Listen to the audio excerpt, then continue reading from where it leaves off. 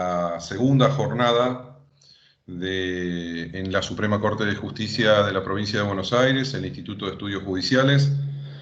Han organizado esta jornada de temas y perspectivas institucionales en el derecho público, y en el día de hoy disertarán y estarán con nosotros la doctora Laura Monti, el doctor Leandro Giannini y el doctor Eduardo Oteiza. Las conferencias en el día de hoy comenzará disertando la doctora Laura Monti sobre el control de constitucionalidad en sede administrativa. Luego el doctor Giannini disertará sobre la Corte Suprema, las propuestas de reforma, y por último el doctor Eduardo Oteiza sobre el valor del precedente en la Corte Suprema.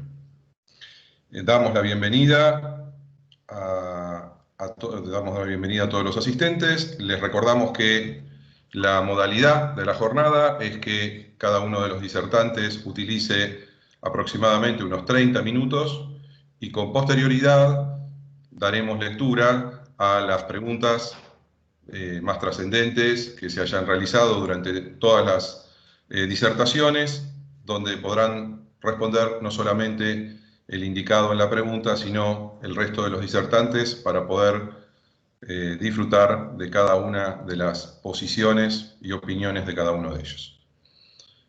Los tres disertantes del día de hoy, no como en el día de ayer, por supuesto que no merecen una extensa presentación porque tienen una dilatada trayectoria en el ámbito jurídico. No obstante, haremos breves referencias a cada uno de ellos.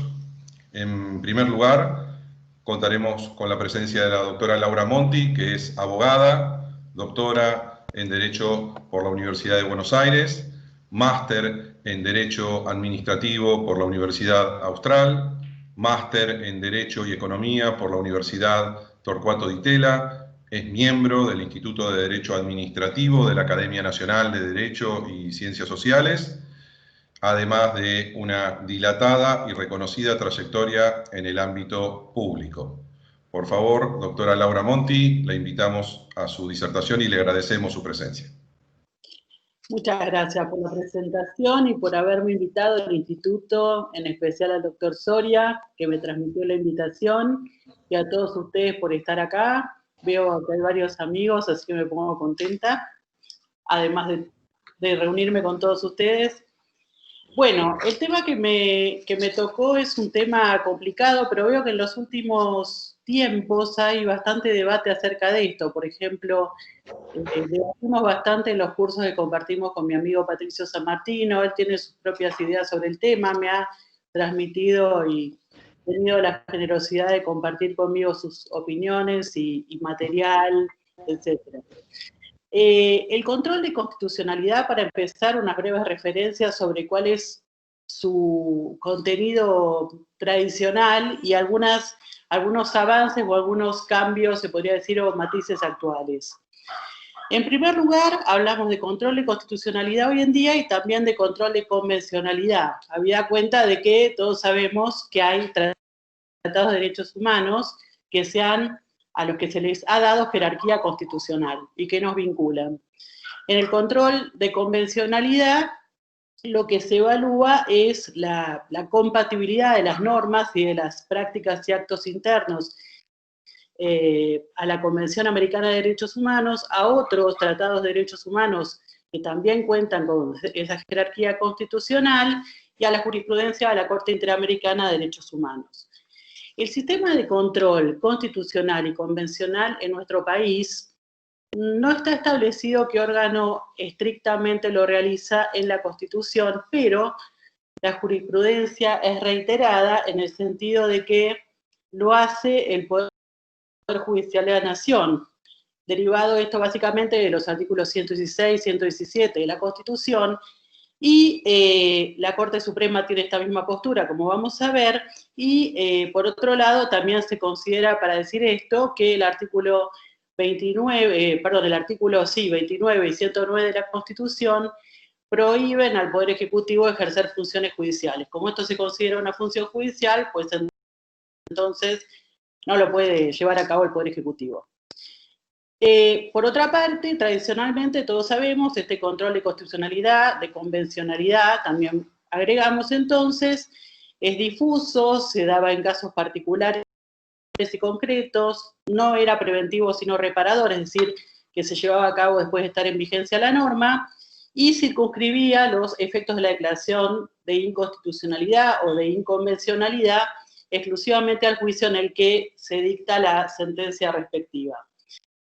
Esto en el orden federal. En el orden local, algunos ordenamientos provinciales establecen la acción directa de inconstitucionalidad con efectos derogatorios de normas, y también hay casos en los que algunas constituciones y otras normas provinciales establecen, sobre todo, que cuando el Superior Tribunal de Justicia Provincial declara una inconstitucionalidad 2, 3 veces, según lo establecen distintas constituciones, puede haber un efecto derogatorio de la norma respectiva. Ahora, dicho esto, que es como lo clásico, ¿no? ¿Qué cosas nuevas se han dado en los últimos, ya diría décadas, pero en términos históricos, bastantes pocos años?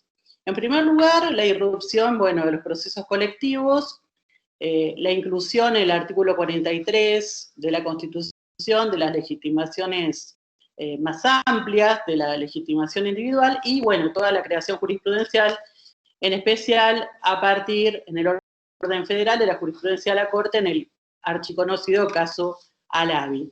En estos casos, la sentencia que declara la inconstitucionalidad de una norma, en este caso, tiene, como sabemos, efectos erga omnes. De hecho, en Alavi, el gran tema era que la Cámara le había dado efectos erga omnes a la sentencia por la cual declaraba la inconstitucionalidad de esa norma, que estaba cuestionada. La Corte dice entonces, en relación con esto, que el verdadero sustento de la proyección superadora de la regla interpartes es inherente a la propia naturaleza de la acción colectiva en virtud de la trascendencia de los derechos que por su intermedio se intentan proteger. Esto ya me plantea una primera pregunta en orden al alcance del control y de ese cierto efecto derogatorio que tiene el dictado de una sentencia declarativa de inconstitucionalidad en un proceso colectivo, que es, ¿qué pasa si esa sentencia proviene de un tribunal anterior a la Corte, no inferior, como decía Belucio, sino anterior a la Corte, o de los superiores tribunales, de tribunales anteriores a los superiores tribunales en el orden local? Si, por ejemplo, esa sentencia queda firme porque el Estado no fundó adecuadamente su apelación, bueno, esa sentencia queda firme, que no es de un tribunal superior, ¿produce esos efectos erga omnes también? Es un primer tema que me pregunto. Otra novedad, bastante más o menos reciente en relación con el control de constitucionalidad y de convencionalidad, es la posibilidad de que sea efectuado de oficio. Esto es algo lo que bueno, claramente se pronuncia la Corte en el caso Rodríguez Pereira, no en los casos anteriores, en los que no había habido mayoría o en los que se había sujetado esa revisión de oficio a ciertas circunstancias, como Mile Pereira en Banco Comercial de Finanzas. Y por último hay una cosa más o menos nueva, que es la inclusión en la jurisprudencia de la Corte Federal de las llamadas categorías sospechosas de inconstitucionalidad, que lo que establecen, digo desde ya, es una presunción en contra de la validez de la norma. No establecen una inconstitucionalidad que no pueda ser desvirtuada por una alegación fundada por parte del Estado, que es el que dictó la norma. Entonces, la pregunta que se formula a partir de esto es si en estas circunstancias y con estas características muy grandes, muy generales del control de constitucionalidad y convencionalidad, no solo el Poder Ejecutivo, sino también otros poderes del Estado, entidades autárquicas, como digo, el Poder Legislativo, el Poder Judicial en ejercicio de función administrativa, incluso me pregunto, personas públicas no estatales, pueden o deben ejercer ese control de constitucionalidad, de convencionalidad, como dice la doctrina, siempre con carácter excepcional y sujeto a posterior verificación por el órgano judicial. El autor de Derecho Administrativo, que fue el último que trató más del tema, además de Patricio, que lo está tratando mucho actualmente, fue Julio Comadira, que es el que nos desayunó a todos con esto cuando estudiábamos. Y él hizo una sistematización de la doctrina y la jurisprudencia que más o menos les voy a contar muy brevemente. Actualmente les voy a contar, hay nuevos autores que están desarrollando el tema. Dentro de esto, primero clasificó la doctrina. Dice, primero tenemos la doctrina o la teoría negativa o de obediencia absoluta a la ley, que le niega, bueno, específicamente al Poder Ejecutivo y a la Administración Pública en general, realizar este control. La mayoría de los autores dicen que no se puede hacer este control por el Ejecutivo con fundamento en el 109 de la Constitución que citamos antes. El Poder Ejecutivo no puede ejercer funciones judiciales. También lo hacen, como otras razones, con fundamento en la presunción de legitimidad de las leyes, que, bueno, hace crisis con el tema de las categorías sospechosas, y también con fundamento en la división de poderes. Es decir, si otros poderes fuera del judicial estudian y declaran o no aplican una norma porque la consideran inconstitucional, se afecta la división de poderes. Y también se basan en que esta es la postura que sostiene la Corte, como vamos a ver más adelante. Pues el órgano más importante de asesoramiento jurídico de la Administración, que es la Procuración del Tesoro de la Nación, en una postura clásica decía que el Poder Ejecutivo debía cumplir la ley aunque la considerara inconstitucional. Y que en el caso de que se enfrentara a una norma inconstitucional, lo que el Poder Ejecutivo podía hacer podía primero propugnar, o vetarla, ¿no? Vetar esa ley, esa era una posibilidad.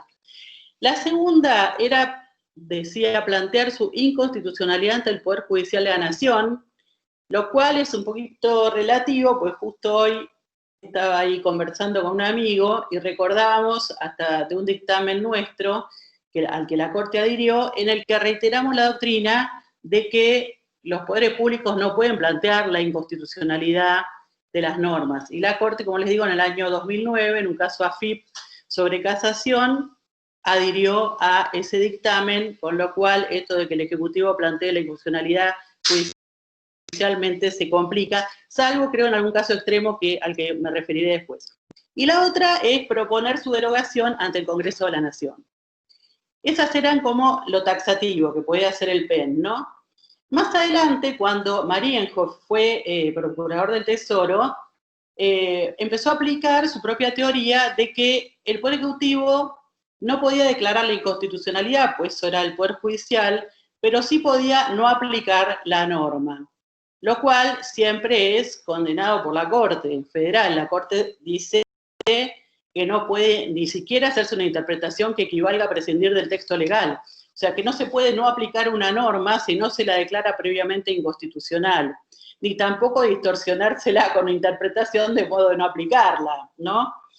Pero bueno, él hacía esta disquisición, esta distinción, Marienhof lo hacía, si mal no recuerdo, este dictamen se relacionaba con una de esas asuntos que los administrativistas llaman de zona de reserva a la administración, lo cual es una cosa con límites un poco indefinidos, pero bueno, él honestamente decía que podía el Poder Ejecutivo abstenerse de aplicar una ley que consideraba inconstitucional.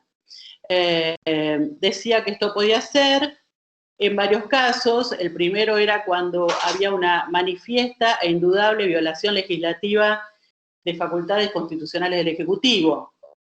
O sea, la ley se había metido a negarle o a recortarle facultades que el Ejecutivo tenía atribuidas por la Constitución. Y después, esta jurisprudencia administrativa de la Procuración fue evolucionando y, bueno, se admitió que cuando había varias declaraciones de inconstitucionalidad no se aplicara la norma, en especial si eran de la Corte o de varios tribunales anteriores, pero bastante jurisprudencia, lo cual por un lado uno podía decir, bueno, también era interesante para que el Ejecutivo no siguiera adelante con juicios que iba a perder seguro, lo cual es un tema aparte, como vamos a ver. Por eso lleva al desistimiento de los juicios, pero no lleva a que se declare la inconstitucionalidad de las normas. En la Corte misma, como decíamos en la causa Ingenio y Refinería San Martín del Tabacal, contra el gobierno de Salta sobre contencioso administrativo, dijo esto mismo, o sea, dijo esto mismo lo que decíamos al principio, que no, solo el Poder Judicial puede declarar la inconstitucionalidad de normas. De hecho, en este caso se metió con una norma de derecho público local, lo cual no hace habitualmente, pero como en el recurso extraordinario se invocó el principio de separación de poderes frente a un acto de un gobernador que había dejado sin efecto una exención impositiva acordada por la Dirección General de Rentas Provincial. Bueno, dijo que en este caso el Poder Ejecutivo de la provincia no podía por sí ante sí declarar la inconstitucionalidad de leyes provinciales.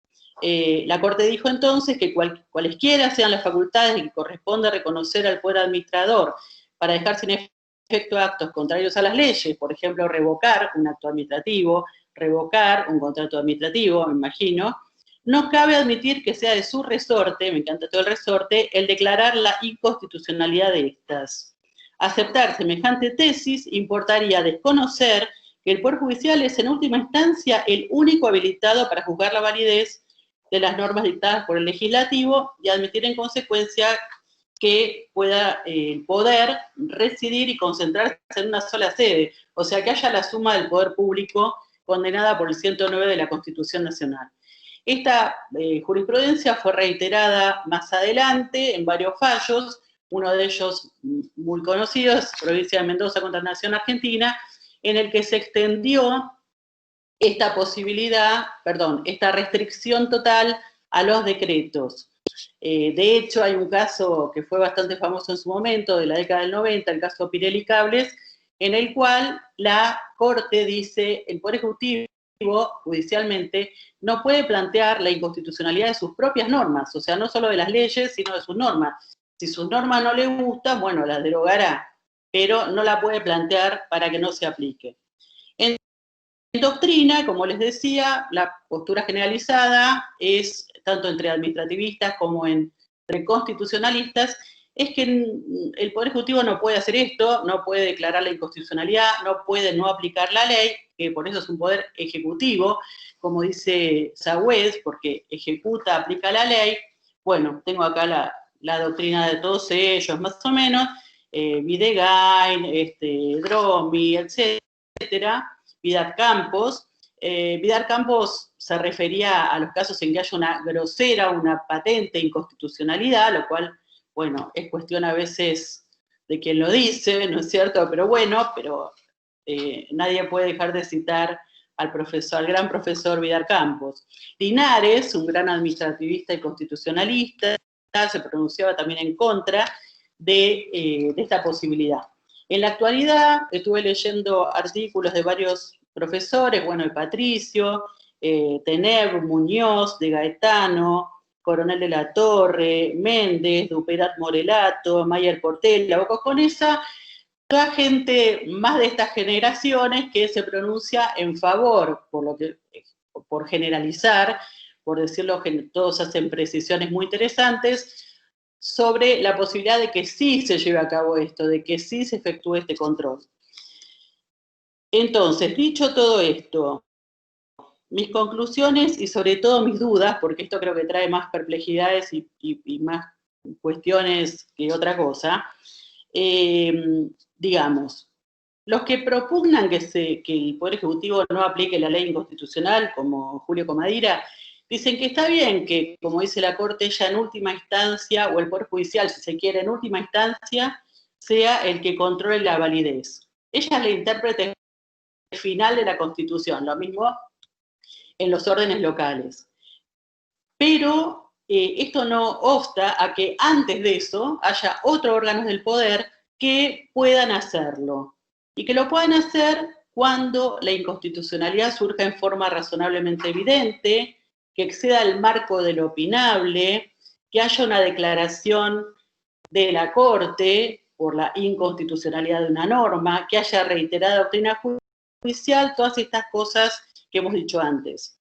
Esto ya me plantea una primera pregunta, que es, ¿quién dice que esa interpretación es la definitiva? O sea, nosotros no muy a menudo, pero hemos tenido algunos casos en la Procuración de apelantes que venían por recurso extraordinario, por arbitrariedad, pues decían, mire, yo estaba litigando en este tribunal provincial y cambió la jurisprudencia. Entonces ahora el juicio que ganaba lo pierdo. Y bueno, y no hay arbitrariedad, porque hay la posibilidad de que haya un cambio jurisprudencial. Esto puede pasar con una situación de inconstitucionalidad. Segunda pregunta, ¿qué pasa con los procesos colectivos? Lo que decíamos antes, o sea, si hay una declaración de la Corte, sobre todo si se trata de un caso muy claro, ¿no? Por ejemplo, declaración de inconstitucionalidad de un DNU porque no se daban los requisitos de la Constitución para dictar un DNU. Bueno, ahí claramente eso tendría que tener un efecto derogatorio, salvo que se haya precisado algo, no veo cómo. Pero si no, la verdad es que si se trata de sentencias dictadas por órganos judiciales anteriores, se complica el asunto. Respecto a las categorías sospechosas, la Corte con el dictado de estas sentencias, Hoff, Mantecón Valdés, Gottschalk, Pérez Ortega, etcétera, insisto, no es que dice que esas normas son inconstitucionales, dice que se presumen inconstitucionales y que el Poder Ejecutivo podría argumentar en favor de la justificación, que tendría que ser una razón estatal trascendente, del dictado de esas normas. Y de hecho, incluso en esos fallos ha habido diferentes posturas. Por ejemplo, me acuerdo en el caso Hoff, que el juez Belucio, con el que yo trabajaba, dictó él una disidencia, firmó una disidencia diciendo que en ese caso la norma era local y que la Corte, en este caso la Corte Federal, nada tenía que decir porque era invadir la atribución de la provincia, evaluar esa norma. O sea que los matices son varios. Una posibilidad que podría tener el órgano no judicial para tratar de mantener toda la validez o la legitimidad de lo que haga, es hacer una interpretación, si cabe, armónica del ordenamiento jurídico. Y frente a una norma inconstitucional que no sea taxativa, pues si una norma es taxativa y hay que dictar un acto administrativo conforme a esa norma, no hay manera de no aplicarla. Pero una posibilidad es que haya una norma que puede no aplicarse, puede ser. Otra es que la norma que le parece inconstitucional la interprete con todos los métodos de interpretación de tal modo que trate de hacerla compatible con la ley fundamental. Esto es lo que la Corte dice en varios fallos respecto a la interpretación judicial, por ejemplo, el Rodríguez Pereira, que citamos antes, y que también se expande al control administrativo de convencionalidad, como explica Ricardo Muñoz, que es uno de los autores que más recientemente trataron estos temas.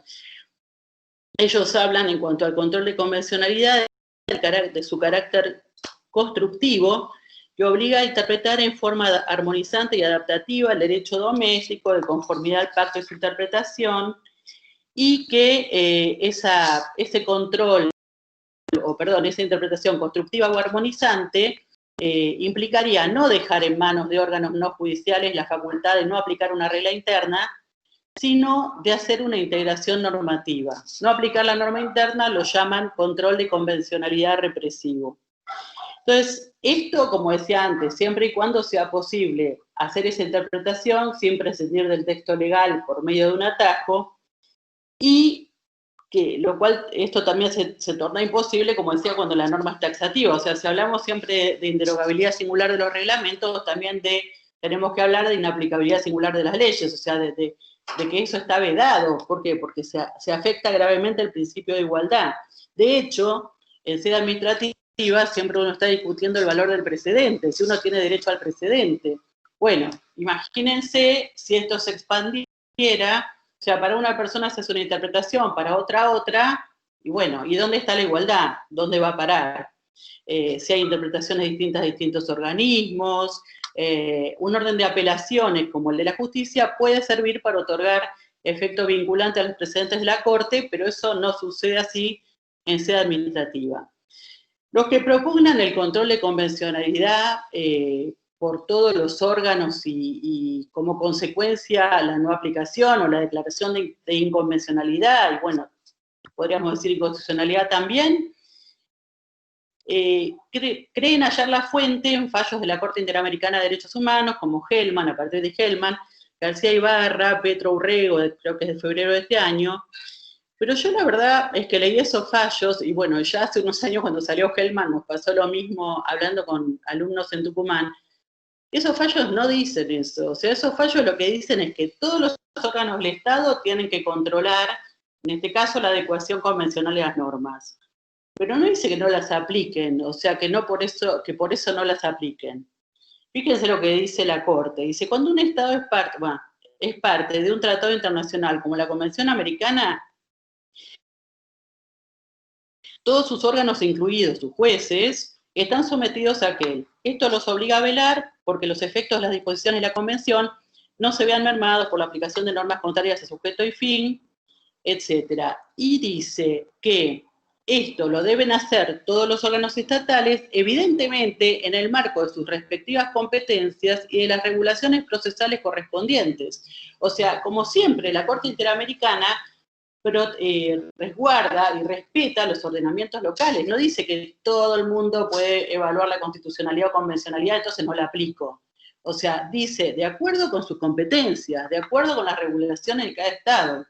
Bueno, otro tema que se plantea, ya voy terminando, es ¿qué órgano administrativo puede hacer esto? Porque yo he escuchado el otro día a alguien que decía, bueno, cualquiera y no hay control por el superior, y yo decía, ¡ay, Dios mío! Porque entonces todo el mundo se puede poner a evaluar, y yo declaro que esto es inconstitucional, pero el otro no, en la otra entidad o lo que sea.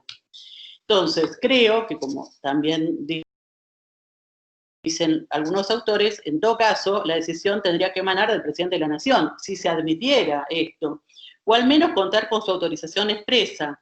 Y hay quien dice, bueno, y de paso que mande al Congreso un proyecto derogatorio.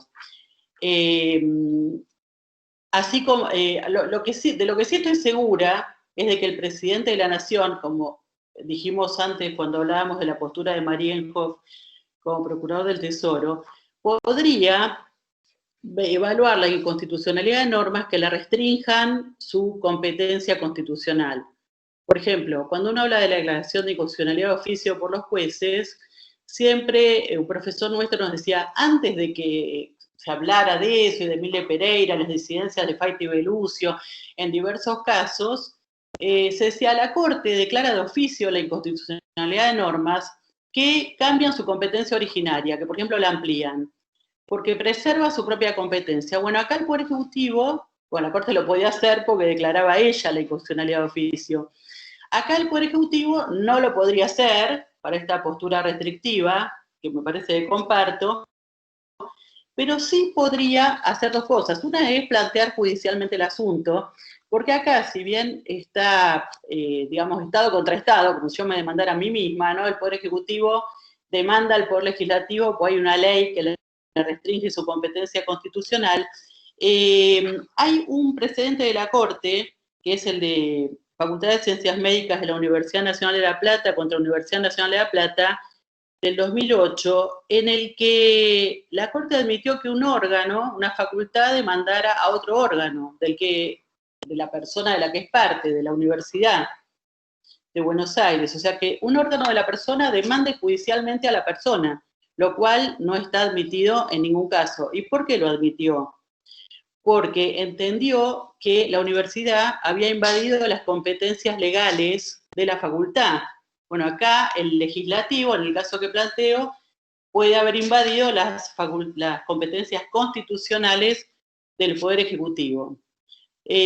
Otro tema vinculado con el órgano que puede hacer esto, además de si lo puede hacer el Poder Ejecutivo, que algunos propugnan que lo hagan también los organismos jurisdiccionales no sujetos a jerarquía. Ahora, en el orden federal, esto es un arma un poco complicada porque el artículo 99 de la reglamentación de la Ley de Procedimientos Administrativos dice que el superior puede controlar los actos jurisdiccionales en algunos casos, muy extremos, pero lo puede hacer. O sea que esto de que no están sujetos a jerarquía es relativo. Siempre la administración activa puede incursionar en el control de estos actos, no tienen tanta independencia. Después está el tema de los tribunales administrativos, que también se plantea sobre todo por los tributaristas en estos casos, porque los tribunales fiscales no tienen, por las leyes, la posibilidad de declarar la invalidez constitucional de una ley tributaria o aduanera. Sabemos que el Tribunal Fiscal de la Nación y el Tribunal Fiscal de la Provincia, creo que también, han hecho una interpretación bastante elástica de esta norma, me parece bien, o sea, considerando lo que la Corte o la Corte de la Provincia dicen sobre las normas, y si eso es extensible a normas análogas, etcétera, etcétera. Lo cierto es que últimamente en una de las salas aduaneras, uno de los jueces del Tribunal Fiscal ha declarado la inconstitucionalidad de la norma de la Ley de Procedimiento Tributario que impide declarar la inconstitucionalidad de normas al Tribunal Fiscal. Y el argumento más potente que han dado contra esto es que se afecta a la garantía de la doble instancia, pero a mí me parece que no se afecta a nada, porque la garantía de la doble instancia, además de que por lo que tengo entendido es un tema penal, se afectaría si fuera obligatorio para el particular someterse al Tribunal Fiscal, y la verdad es que es voluntario. Entonces, si es voluntario, hay una renuncia a esa garantía.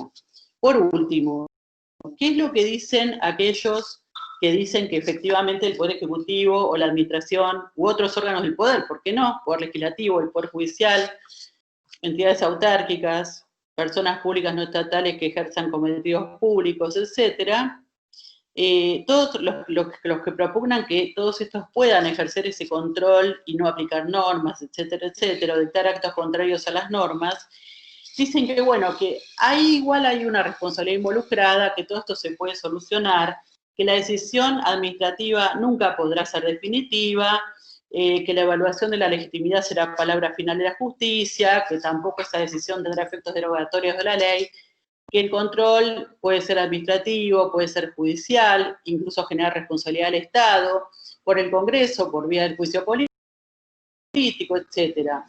Ahora, una pregunta que me hago es, ¿qué pasa si el acto es de beneficio? Por ejemplo, el otro día escuchaba a una chica que propugnaba esto y decía, bueno, por ejemplo, no hay que respetar las normas que establecen diferenciaciones por nacionalidad para los cargos públicos, ¿no? Entonces, ¿quién va a impugnar eso? O sea, ¿cómo se va a efectivizar el control? ¿El que se benefició por el acto? Evidentemente no. Entonces, es un tema un poco complicadito. O sea, que en definitiva, este tema a mí me genera más incertidumbre que respuestas. Creo tener certidumbre por el momento en la posición que me parece que es la más adecuada al orden institucional, sobre todo porque no es lo mismo, me parece, los poderes políticos evaluando leyes que quizás se refieran a sus propias políticas, a sus propios intereses económicos o lo que fuere, que un poder judicial que resuelve conflictos, que esa es su función, y que está diseñado, al menos diseñado formalmente, para ser imparcial. O sea, que la posición institucional no es la misma. Así que bueno, eso es todo. Espero no haberme excedido, como se dice siempre, del tiempo, y muchas gracias. Ahora voy a escuchar a mis colegas. Muchísimas gracias, doctora Monti. No, ha sido de una precisión en su uso de la palabra perfecto, en la cantidad de tiempo suficiente y exacto. Damos paso, primero invitamos nuevamente a quienes estén asistiendo a la jornada a realizar sus preguntas a través del chat y las realizaremos al final de la jornada. Damos paso en este momento a la segunda disertación, que es la del doctor Leandro Giannini. Disertará sobre la Corte Suprema y las propuestas de reforma sobre la misma. El doctor Leandro Giannini es abogado y doctor en Ciencias Jurídicas por la Universidad Nacional de La Plata. Actualmente es profesor titular de Derecho Procesal en la misma universidad y director del Instituto de Derecho Procesal, también en la universidad, entre otras tantas actividades que ha realizado y tiene una larga trayectoria y hoja de vida. Lo íbamos a invitar, serán unos 30 minutos de disertación. Estimado Leandro, quien también es un amigo, por favor, tus 30 minutos. Muchas gracias por acompañarnos. Gracias. Gracias por la invitación, agradezco al doctor Soria, por supuesto a Amos por la presentación, es un gusto estar con todos y que cada uno de ustedes, especialmente con disertantes de la categoría los que me acompañan hoy, la doctora Monti, el doctor Teiza, que es un maestro y digamos, el principal referente de la disciplina, no solo en Argentina, sino en el exterior. El tema que me toca analizar es el de las propuestas de reforma al funcionamiento de la Corte Suprema. La idea general lo voy a plantear en 3 ejes. Primero voy a presentar el problema, segundo voy a presentar el modo en que se ha propuesto recientemente, por lo menos las ideas fuerza con las que recientemente se ha propuesto enfrentar el problema, y tercero, vamos a tratar de hacer una crítica y una revisión constructiva de esas ideas. Cuando se habla de la crisis de las Cortes Supremas, de los superiores tribunales, esto es algo que se viene hablando hace muchas décadas alrededor del mundo, Argentina no es la excepción. Tal vez es uno de los países en los que la regla se aplica con más vehemencia. La línea general o las razones por las que esta crisis se desemboca en estas crisis, en líneas generales es la mala respuesta a alguna de estas 3 preguntas. Un problema diagnóstico, un problema de objetivos o un problema de instrumentos. ¿Qué corte que tenemos? Problema de diagnóstico. ¿Qué corte queremos? ¿Qué rol institucional pretendemos de la Corte Suprema? Problema de objetivos. ¿Cómo hacemos para pasar del primero a la segundo? Como de la Corte que tenemos a la Corte que queremos. Problema de instrumentos, de política legislativa, política de reformas y incluso de revisión del funcionamiento interno de los superiores tribunales. Si respondo mal a cualquiera de esos interrogantes, necesariamente la Corte entra en un escenario de crisis. Las Cortes Supremas, desde hace muchos años se dice, están en una situación de crisis. Casi siempre se apunta a la crisis cuantitativa, es decir, la crisis que se produce por la ubicación institucional de los superiores tribunales, que hace que, si no se determinan algunas maneras de atenuación razonable de la agenda de trabajo de esos tribunales, las Cortes se ven sometidas a una carga de trabajo superior a la que materialmente pueden desarrollar, tengan 5, 7, 9, 11 o 200 jueces. Crisis cuantitativa, en el mundo se habla de esta variante.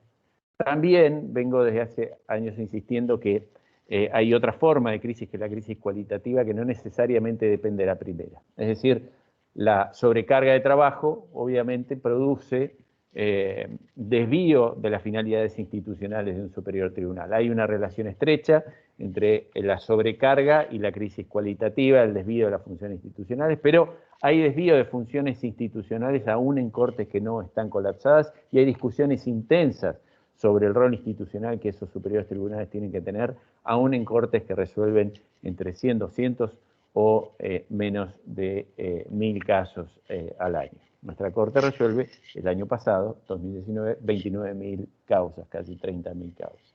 Dictó 7.000 decisiones, que es otra cosa.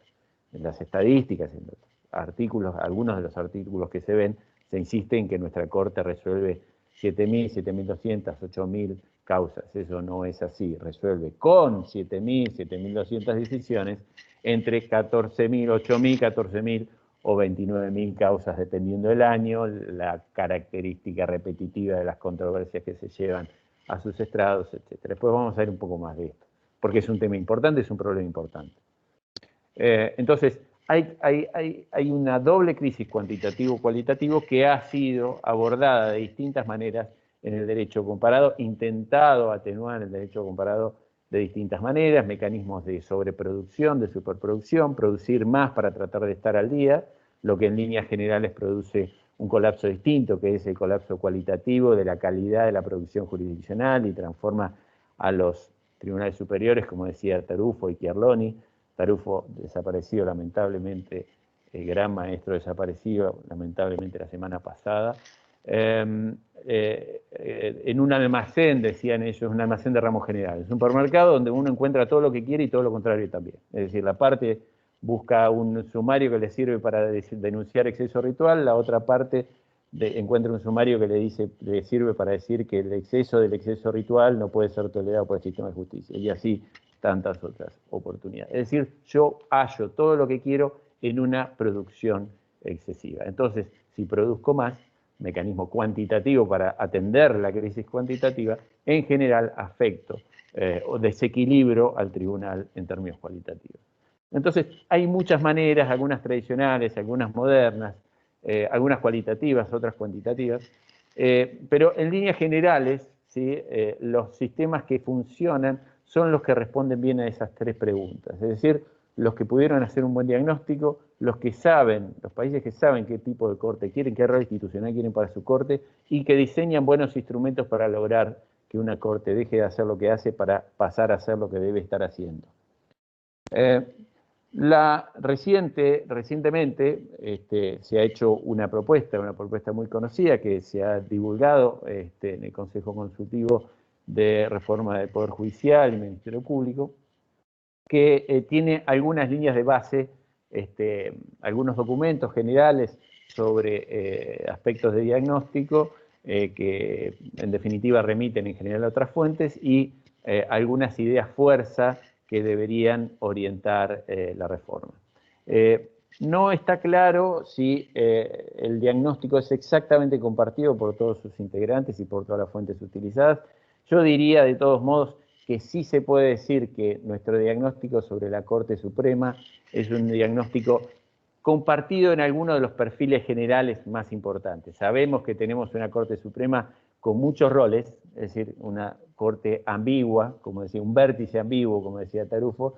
Nuestra Corte Suprema es una Corte constitucional, es una Corte de Casación Federal infraconstitucional, es una Corte que desarrolla una función axiológica, diquelógica, gigantesca a través de la doctrina de la arbitrariedad, es una Corte que desempeña funciones administrativas en pugna con el Consejo de la Magistratura y con ese especial deslinde de atribuciones que han tratado de intentar, y funciones institucionales de gobierno del Poder Judicial, etc. Es una Corte que creemos que lo puede todo y cada vez consideramos que corresponde que tenga más de esas funciones.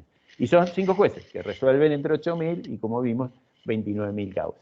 29.000 causas las resuelve la Corte de Casación francesa con 100 jueces. La nuestra la resuelve con 5 jueces. Que resuelve una enormidad de cuestiones repetitivas. Es decir, la agenda de la Corte Suprema está colapsada de cuestiones que son idénticas. Y, de hecho, la muestra más evidente es el modo en que se produce la distinción entre decisiones y causas resueltas, ¿sí? Todos los años la Corte dicta más o menos 7.000, 7.200 sentencias, entre resoluciones que aplican al certiorario y resoluciones de mérito, básicamente. Pero son 7.000 sentencias. Ahora, con esas 7.000 resuelve a veces 7.000 y pico, 8.000, como el año 2018, o resuelve 29.000, como el año 2019. ¿Cuál es la diferencia entre un año y otro? El carácter repetitivo de las cuestiones resueltas. Cuando se multiplica, por ejemplo, una cuestión típicamente repetitiva, los juicios provisionales, la Corte empieza a resolver con una decisión 700 causas, 70, 100, 200, dependiendo del caso. Y las famosas causas que citan a todas las controversias y dicen, se aplica el precedente tal. Entonces, resuelve muchas cuestiones repetitivas, consecuentemente tiene que delegar mucho, porque 5 jueces para resolver 29.000 causas necesariamente delegan una parte sustancial en un grupo de trabajo, en líneas generales talentoso, pero que en definitiva es una forma de delegación. Simplifica el debate al extremo, prácticamente no se debate, las partes lo único que hacen es presentar sus escritos y no hay un debate público inmediato entre los jueces de la Corte, en ningún caso, salvo en 1 o 2 casos en algunos años, con las audiencias públicas en causa de interés público. Se reduce la motivación y se atenúa la deliberación por parte de los jueces. Se agrava la discrecionalidad, una discrecionalidad que se puede denominar extrema, como lo mencionaba Bianchi en la charla de ayer, tanto en la admisión de los recursos con el certiorario negativo o la gravedad institucional que permite admitir lo inadmisible, en la competencia, ¿sí? ¿Cuáles son los temas? Con la arbitrariedad, la famosa arbitrariedad, y la Corte actuando como el Quijote en el Palacio de Justicia, como decía Carrió, y hasta en el debate, ¿sí? Cuándo convoco audiencia y cuándo no, o en el plazo de resolución de las causas. Una discrecionalidad abierta por parte de la Corte para decidir qué casos decidir sin dar razones, resolver cuándo resolver sin dar razones, debatir cuándo debatir abiertamente sin dar razones, etc. Y también se habla de una cultura de recursos extraordinarios. Este es un diagnóstico que no es el diagnóstico de, aclaro, el Consejo Consultivo. No hay un diagnóstico preciso de estas características, pero sí es una combinación de los diagnósticos que se pueden verificar acerca de los problemas de la Corte Suprema. La cultura de recursos extraordinarios, que es una cultura que por supuesto no corresponde a la Corte, sino que la Corte en todo caso estimula, pero que la abogacía y la ciudadanía adjudica a los problemas de la formación de los abogados en nuestras facultades, cosa que me parece que es un error de cálculo. Es decir, creer que nosotros estamos formando abogados y les estamos diciendo, chicos, aprendan que la última instancia es la Corte Suprema y por lo tanto hay que recurrir siempre, salvo que no pueda, es un desvío, me parece, de lo que es lo que se forman nuestros abogados, porque los estímulos reales que hacen a la recurribilidad están en otro lado, ¿sí? Un recurso con efecto suspensivo, para decir una síntesis, un recurso con efecto suspensivo en una economía inflacionaria con tasas negativas, obviamente permite utilizar el proceso judicial y el recurso extraordinario como un mecanismo de financiación de pasivos mucho más barato que cualquier organismo internacional de crédito o emisión de títulos públicos, etc. Es decir, con el Fondo Monetario me financio al 7, al 10, al 15, con Venezuela, Estados Unidos, Alemania me financiaría al X%, con los jubilados me financio en pesos a una tasa pasiva y en una economía inflacionaria que licúa los pasivos. Entonces, el problema de por qué hay tantos recursos no está en hecho de que lo estamos formando a decirle, chicos, miren que hay que recurrir ante la Corte Suprema. Eso me parece que es una ingenuidad que debe ser evitada. En cuanto a qué corte queremos, esto en cuanto al diagnóstico, podemos decir, si sumamos valoraciones individuales de aquí y allí, hay cierto consenso, por lo menos en los que están estudiando cómo funciona la Corte Suprema y qué tipo de causas resuelven, podríamos sintetizarlo de esa manera. Cuanto a la Corte que queremos, ya estamos en problemas. ¿Por qué? Cuando decimos las Cortes tienen la función de controlar finalmente la legitimidad de las sentencias, uniformar la interpretación y aplicación del derecho infraconstitucional o constitucional y excepcionalmente desarrollar esa función axiológica, etcétera, estamos diciendo, estamos sentando bases demasiado amplias que en todo el mundo se puede decir, se pueden compartir en líneas generales, salvo lo último, lo de la misión axiológica de las Cortes Supremas. Lo que no está claro es cómo, es decir, ¿qué corte queremos? Digamos, todas hacen un control de legitimidad en última instancia, todas buscan generar uniformidad, coherencia o igualdad de trato de los ciudadanos ante el derecho. Sin embargo, el cómo se lo hace es una diferencia sustancial. Si hay cortes que parten de la desconfianza, históricamente o funcionalmente, parten de la desconfianza hacia los jueces inferiores, históricamente en el modelo de casación y los jueces, famosa historia de los jueces del ancien régimen que debían ser controlados por un tribunal jurídico-político como la casación, y se parte cultural e históricamente de una idea que hay que desconfiar de los jueces y por lo tanto hay que controlar que apliquen y sean la boca inanimada de la ley, o la desconfianza moderna, llamémosle, que es la desconfianza que se produce con el desprestigio del sistema de justicia o de la valoración ciudadana del sistema de justicia. Es decir, se parte de la desconfianza y el superior tribunal se concentra en controlar errores. Hace un control de legitimidad para verificar que no se aparten del correcto aplicación e interpretación del derecho. Entonces, esos superiores tribunales, en general, concentran el control de legitimidad de las decisiones hacia el pasado y uniforman, es decir, lo que pasó, toman al error de la sentencia como el objetivo a corregir y uniforman la interpretación del derecho a través del control del repetitivo de legitimidad. Con lo cual, estos tribunales son proclives, en líneas generales, a concebir que todos tenemos un derecho a corregir esos errores y son proclives a la superproducción y, por lo tanto, ¿sí?, a ampliar su cantidad de jueces, dividirse en salas, secciones, jueces monocráticos, como en Brasil, etc. Y limita la selección a cuestiones de mera eficiencia, es decir, no se seleccionan cualitativamente las causas, sino que se resuelve más rápido lo que de otro modo llevaría más tiempo. Es decir, se dice, el tema fue resuelto en un caso análogo, el recurso es insuficiente, es manifiestamente infundado, o cualquier filtro de esas características impropias. En cambio, hay cortes que enfrentan el problema de control de legitimidad de un modo distinto, es decir, no miran hacia el pasado lo que pasó en el caso, sino que toman el error de la sentencia como un pretexto, como una ocasión. ¿Para qué? Para resolver el caso que viene, no para resolver este caso. Para guiar la interpretación y aplicación y evolución del derecho, utilizando el error de la sentencia como un pretexto. ¿Sí? A veces se considera que esto es ocasión histórica de considerar que en esos superiores tribunales o en esas revoluciones los jueces fueron mucho más héroes que la Revolución Francesa, o que eran los oráculos o los creadores de un sistema de precedentes. Razón por la que sea, lo cierto es que controlan o orientan el control de legitimidad hacia el futuro, hacia el caso que viene y no hacia este, que es un pretexto, y la uniformidad no es un objetivo, sino guiar más bien la interpretación, aplicación y evolución del derecho a través de una estrategia que en general es minimalista.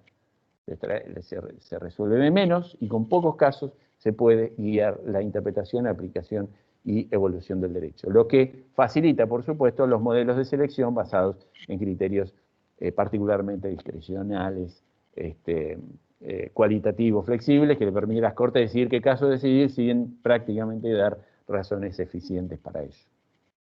Entonces, sobre eso ya estamos en problemas. ¿Por qué? Porque nuestras Cortes están, cuando decimos qué corte queremos, ya no respondemos uniformemente a esa cuestión. Todos decimos legitimidad, uniformidad y a veces axiología, pero no estamos dispuestos a dar en la tecla acerca de cómo esos objetivos se logran. Y como vimos, los modelos en el derecho comparado y también en nuestro país se pueden se pueden producir consecuencias abiertamente distintas según cómo respondamos al cómo. Entonces, ya la segunda pregunta muchas veces falla. Tercera pregunta, instrumentos. ¿Cómo? ¿Qué hacemos para que dejen de hacer lo que están haciendo y pasen a hacer lo que algunos creen que deberían estar haciendo y algunos otros creen que deberían estar haciendo otra cosa? Los instrumentos, por supuesto, a veces son igualmente ambiguos porque estamos desviándonos de la atención acerca de la correcta respuesta de estos interrogantes. Vamos al modo en que se lo ha hecho en las propuestas del Consejo Consultivo. En líneas generales, el proyecto, ustedes lo han visto, es un documento de 1000 páginas en el que las recomendaciones están en una parte específica en la que hay mayorías, minorías, y muchas veces no se obtiene una mayoría específica sobre buena parte de las propuestas que se hacen, algunas de las cuales son muy importantes. Tampoco hay un proyecto concreto, un proyecto de legislación que permita verificar el modo en las que esas ideas fuerzas se materializan. El documento dice con claridad, estas son ideas fuerza para que se tomen como insumo en una legislación futura. Eso no sería demasiado inconveniente. El tema es que las ideas fuerza a veces son ideas fuerza lo suficientemente concretas para entenderla, otras veces son ideas fuerza demasiado genéricas como para saber a qué se refiere. Por ejemplo, para decir ejemplo de casos en los que quedó demasiado genérico. Bueno, hay que solucionar la discrecionalidad en la resolución de plazos. La Corte Suprema no puede tener las causas y resolverlas cuando quiera según la comodidad o el momento político de resolver una controversia en un momento determinado. No tiene que tener esa discrecionalidad. Por lo tanto, ¿cómo lo soluciono? Fijando un plazo razonable para resolver las causas. Eso no dice nada. En definitiva, eso ya está en las convenciones. Se puede decir que no se necesita demasiada astucia para imaginar que eso es un camino. El tema es cómo se determina cuál es ese plazo y de qué modo se determina, que es algo que en la tercera etapa voy a tratar de explicar. Todo con la brevedad de los tiempos impuestos. La reglamentación dice como estrategia, la reglamentación legal de los escritos, ¿sí? Salir de la acordada 407, pasar a que una ley los determine. ¿Cómo? ¿Como la acordada o como otra cosa? ¿Sí? Mucho mejor que la acordada. La crítica de Bianchi de ayer fue excelente a la acordada, así que me eximo de hablar a ese respecto. Hay que reglamentar la intervención del poder del procurador, de la procuración. No puede ser que sea discrecional o que con 3 firmas de los jueces, en los casos que quieran, según su sana discreción, el procurador sea llamado a dictaminar. Bueno, ¿en qué casos? ¿Cuáles son las líneas fuerzas específicas? Tampoco. Hay que sistematizar adecuadamente la competencia originaria a partir de la evolución que hubo del concepto de causa civil. Ok, ¿de qué modo? ¿De la manera restrictiva o de qué manera hay que sistematizarlas para que se entienda bien, ¿no? Y bueno, algunos otros son más graves. ¿Cuáles son las causales de recurso extraordinario federal? El documento solo indica que hay que incorporar causales como la violación de los tratados de derechos humanos con rango constitucional y de la interpretación que de esos tratados hacen los órganos de aplicación, derogándose el artículo 14 de la ley 48 y no se dice después qué se hace con las causales, porque si es solo eso, la Corte deja de ser una Corte constitucional y se dedica a hacer control de convencionalidad preventiva y nada más, lo cual obviamente no puede ser el sentido de la reforma proyectada, pero eso queda un poco amplio en el vacío. Vamos a dar las propuestas esenciales de la competencia apelada, que son las que me interesan. Las que me parece, en las que sí se puede encontrar cierta precisión, por más que hay mayorías y minorías, y hay que hacer toda una maniobra de construcción para entender cuál es exactamente la mayoría sobre cada uno de los puntos en el documento de la comisión. Pero hay una combinación de reformas que me parece que son muy relevantes y que pueden ser sistematizadas de esta manera. Uno, a la Corte hay que reducirle la competencia apelada.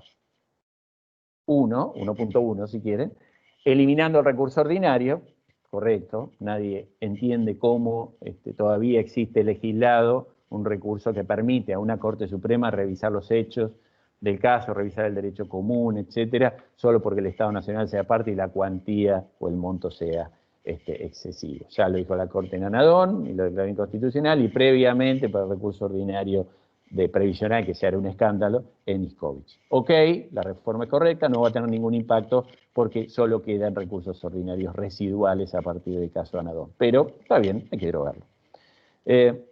¿Cómo más hay que hacerlo? Con esta combinación, hay que tratar de mitigar el uso de la arbitrariedad por la Corte Suprema, que colapsa el funcionamiento de la Corte Suprema, y trasladar ese control o supervisión de calidad de las decisiones en un tribunal intermedio. Es una idea que ya ha sido sostenida hace mucho tiempo con distintas versiones en proyectos como los de Vanosi, Morelo, Rosales Cuello, etc. La idea general, acá hay, dentro de la idea de crear un tribunal intermedio, hay distintas variantes, y cada uno o se juntan los consejeros con distintas versiones. Una es la de la arbitrariedad, el tribunal de arbitrariedades, es decir, un tribunal que le transforme la arbitrariedad de la Corte Suprema y la pase a este tribunal de arbitrariedades que controle al Superior Tribunal de Justicia Provinciales y a todos los máximos tribunales de la justicia nacional. La otra, que tiene mayor, digamos, que se puede sumar las opiniones y parece que es la que mejor está perfilada en ese documento, es la de crear un tribunal de casación federal infraconstitucional, sacarle la casación infraconstitucional, la inteligencia final de normas federales no constitucionales a la Corte Suprema, dejar que la Corte sea una Corte constitucional y que haya un tribunal de casación a cargo de la última palabra sobre la interpretación o inteligencia de normas infraconstitucionales federales. A veces le agregan de derecho común también para los tribunales nacionales, no, por supuesto, para las provincias que tienen el 75 inciso 12. Y esos tribunales, uno u otra, que tengan también la misión de controlar la arbitrariedad. Es decir, tribunales de casación más tribunales de arbitrariedad dependiendo del diseño. En cuanto a digamos, esto se corona con un mejoramiento. Parecía inicialmente que iban a intentar o proponer derogar el instituto de certioraria, es decir, como se saca la arbitrariedad, parecía como que el certiorari también desaparecía, pero en realidad, como ahora vamos a ver, la arbitrariedad no se saca, sino que se hace un control previo y se duplican los controles de arbitrariedad, el certiorari queda y hay que mejorarlo. Entonces, ¿cuáles son los problemas? La idea entonces es la siguiente, o el diagnóstico sería, la Corte entiende demasiadas cuestiones que son ajenas a su función, típicamente a través de la doctrina de la arbitrariedad, y lo que hay que hacer es evitar que eso suceda creando un tribunal que esté a cargo de esa función y que la Corte quede como una Corte constitucional clásica, a la que a veces hasta se le agregan los incidentes de inconstitucionalidad, acciones directas, abstractas y populares de inconstitucionalidad, lo que a mi juicio no resiste el análisis del artículo 117 de la Constitución Nacional. La ampliación de la competencia original no está permitida en nuestro medio, pero más allá de esto, volviendo a la competencia apelada, lo cierto es que esta propuesta tiene tres problemas que son bastante sencillos. Primero, un problema de proporcionalidad recursiva. La proporcionalidad recursiva es la aplicación del principio de razonabilidad a la organización de las instancias del Poder Judicial. ¿Sí? Responde a la pregunta de ¿para qué existe cada una de las instancias y cuáles son las reglas adecuadas para hacer que cada una de esas instancias funcione como debe funcionar? En líneas generales, en el derecho comparado, recientemente el proyecto de Unidroa-Eli lo aclara con todas las letras y palabras muy específicas que explican la razón de ser de la elección. 3 instancias bastan y son suficientes. Es la idea general que es bien conocida en la organización estándar de un fuero. ¿Sí? La primera instancia con un debate amplio y garantizado y caracterizado por la inmediación. La segunda instancia destinada a controlar errores como función predominante y logrando, a partir del control del repetitivo de errores, logrando esa uniformación específica. Y la tercera instancia destinada solo y exclusivamente a guiar la interpretación, aplicación y evolución del derecho, considerando el error como una mera ocasión. Esto transformaría, esta reforma lo que hace es duplicar, ¿sí? Más bien cuadruplicar, quintuplicar el control de arbitrariedades en nuestro medio. ¿Por qué digo esto? Porque hace lo que hizo en su momento la ley 26853 cuando creó las cámaras de casaciones no penales y preveía un recurso de arbitrariedad ante el Tribunal de Casación y mantenía el artículo 14, inciso 3, que considera en la interpretación que hace la Corte Suprema que la arbitrariedad es una cuestión constitucional. Por lo tanto, la Corte sigue siendo un tribunal de control de constitucionalidad, por lo tanto sigue controlando arbitrariedades porque son cuestiones constitucionales, no son cuestiones de interpretación y aplicación. Para la Corte son sentencias inconstitucionales. Entonces va a seguir considerando que potencialmente que las sentencias de los tribunales que controlan las arbitrariedades pueden ser arbitrarias. Y así se produce el famoso efecto dominó de que hablaba Robert Jackson, ¿sí? Cuando era juez de la Corte Suprema de los Estados Unidos, señalando que, mire, no somos una Corte Suprema porque somos infalibles, simplemente somos finales, porque si crearan una Corte Suprema, Super Corte Suprema, como consecuencia de esto tendríamos que encontrar una gran proporción de nuestras decisiones serían revocadas, y así tendríamos que crear otra Corte que solucione la arbitrariedad del tribunal que controla las arbitrariedades que cometen los tribunales. Leandro, los últimos 5 minutos. Perfecto. Entonces, evitar la superposición que cometió en su momento la 26853 y que parece que ser el error básico y grave, a mi juicio, de esta propuesta, que afortunadamente aquella ley fue derogada, en este caso parecería como que va a ser puesta en vigencia una idea muy parecida. Y el otro ejemplo es el sistema penal de recursos, ¿sí? La doctrina de la Corte Suprema, la causa de inuncio, ¿sí? Que aclaró que todas las sentencias tienen que pasar por el tribunal la Cámara de Casación Penal antes de llegar a la Corte Suprema, es bárbaro. Y además tienen que interpretar sentencia definitiva como la interpreto yo y arbitrariedad como la interpreto yo. Todo tiene que pasar por el Tribunal de Casación. Entonces encontramos en la jurisprudencia de la Corte permanentemente cuestiones de utilización de brazaletes, medidas de libertad o prisiones preventivas, morigeración de las libertades, que llegan a tener 4 instancias, mucho más que la sentencia definitiva de juicio de mérito. O, si viene de la provincia de Buenos Aires, agreguen el Tribunal de Casación y la Suprema Corte de la provincia de Buenos Aires, tiene 5 instancias para resolver una cuestión cautelar interlocutoria. En definitiva, creo que, y esta es la síntesis, la reforma en este punto es ineficaz, no logra sus objetivos, no va a solucionar el problema del desvío de la función institucional a la atención de cuestiones intrascendentes como son las de la arbitrariedad, cuestiones que hacen al interés predominante de las partes, y que además si lo lograra, ¿sí? Si lograra de alguna manera filtrar algo de lo que llegara a la Corte, lo haría a un precio demasiado alto para el sistema de justicia y sus principales destinatarios, los litigantes. Alto en términos de plazo razonable. ¿Cuántas veces nos van a seguir condenando al Estado argentino por violación de plazo razonable en lo que el mundo debe creer que no pasa nunca?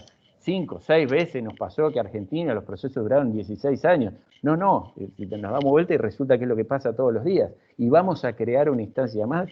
Bayarri, Furlan, Fornerón, Memoli, Argüello, Spoltore en el año 2020. ¿Cuántas veces más? Me parece, en definitiva, que en este punto hay un error que debe ser prevenido en términos de ineficacia de la reforma y de ineficiencia. Para el momento de las preguntas, me quedo con las propuestas alternativas que ya las presenté y en su caso las podremos discutir. Gracias nuevamente. Muchísimas gracias, Leandro. Vamos a dar paso a la disertación del profesor Eduardo Oteiza. Eduardo, estás con micrófono habilitado. Perfecto. Voy a referir brevemente también al profesor Eduardo Oteiza, quien, como los otros dos disertantes, no merece mayor presentación porque su hoja de vida tiene una trascendencia que todos conocemos. Actualmente el profesor Eduardo Oteiza es profesor titular de Derecho Procesal en la Universidad Nacional de La Plata, es investigador y director de la carrera de la Maestría de Derecho Procesal y a su vez ocupa el cargo de presidente de la Asociación Internacional de Derecho Procesal desde 2019. A su vez ha sido presidente de la Asociación Argentina de Derecho Procesal, del Instituto Iberoamericano de Derecho Procesal. Tiene una dilatada trayectoria en los ámbitos académicos, no solamente de la República Argentina, sino a nivel internacional, y es conferencista internacional. Así que le agradecemos la presencia, además de ser en algo mi mentor, así que le agradezco a Eduardo, a la persona que estimo mucho, y le agradezco muchísimo el estar aquí en esta actividad de la Suprema Corte de Justicia organizada por el Instituto de Estudios Judiciales. Eduardo, tu disertación son unos 30 minutos, luego pasaremos, como dije, a las preguntas. Gracias. Gracias. Realmente es un honor para mí estar hoy con ustedes. Lamento solamente que no puedo estar físicamente. La verdad es que esta forma alternativa de las videoconferencias son un paliativo, pero no permiten tal vez aprovechar lo mejor que tiene la vida académica, que es compartir ideas, discusiones con amigos. Le estoy muy agradecido al profesor Soria por la invitación, por organizarle. Es un gusto enorme compartir esto con... Yo no sé si soy el mentor de Amos Grajales, grande el cargo. Sí sé que he compartido muchos años de actividad académica con él. Y bueno, también, sin duda, compartir este panel con la profesora Monti y con el profesor Grajales es un gran gusto. Ya promediando la jornada, voy a intentar ser concreto y referirme a 3 puntos. Puede ser que es una promesa vana la primera mía, esto de ser concreto, porque los puntos son bastante complejos y amplios, pero trataré de sintetizar algunas líneas de sentido. En una visión que intentaré que sea un poco optimista, que no suele ser mi caso, y trataré también de salir de algunas cuestiones que creo que a veces nos preocupan más de la cuenta. Sobre temas, como dije, complejos y difíciles. Lo primero que voy a plantear o voy a referir es el tema del precedente y la jurisprudencia en términos muy generales, porque hablar de la vinculatoriedad, obligatoriedad de las decisiones de la Corte, que es mi tema, sin hacer alguna referencia teórica, muy superficial por supuesto, de efecto vinculante, obligatoriedad, me parece que puede ser un error en principio del problema. Después voy a intentar recorrer también, esto llevaría casi un seminario, las decisiones de la Corte en materia de fuerza persuasiva, déjenmelo poner en estos términos, del precedente, para por último llegar a algo similar a lo que trató el profesor Giannini, como es las posiciones que hemos visto en el Consejo Consultivo y el asesoramiento que ha prestado, particularmente en esta materia, en la materia del...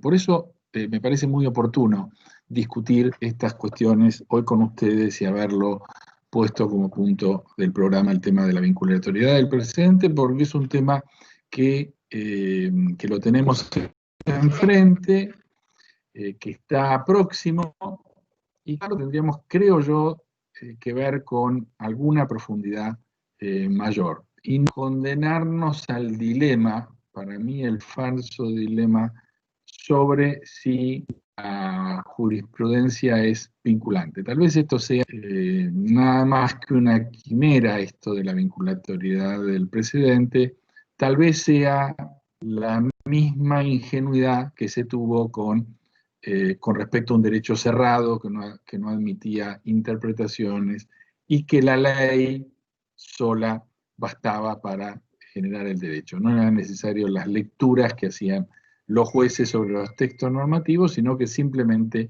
los textos eran lo suficientemente claros como para simplemente aplicarlos. Me parece que esto era una quimera, y también la idea de vinculatoriedad a lo que cueste, déjenmelo poner en estos términos, la vinculatoriedad cerrada, radical del precedente y la jurisprudencia, también creo que allí hay una falsa expectativa.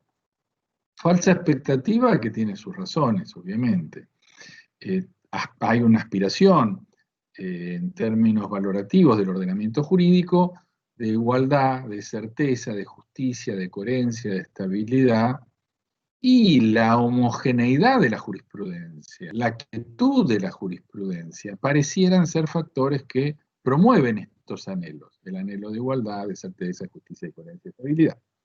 El problema es hasta qué punto esto es posible lograrlo cuando uno de los elementos que estos valores no contemplan es la necesidad de elasticidad, la necesidad de ir regenerando el derecho, dándole nueva vida, fijándole nuevos objetivos, atendiendo a nuevas demandas sociales, hacerlo en algún punto más elástico sin que pierda aquellos valores, pero que logre tener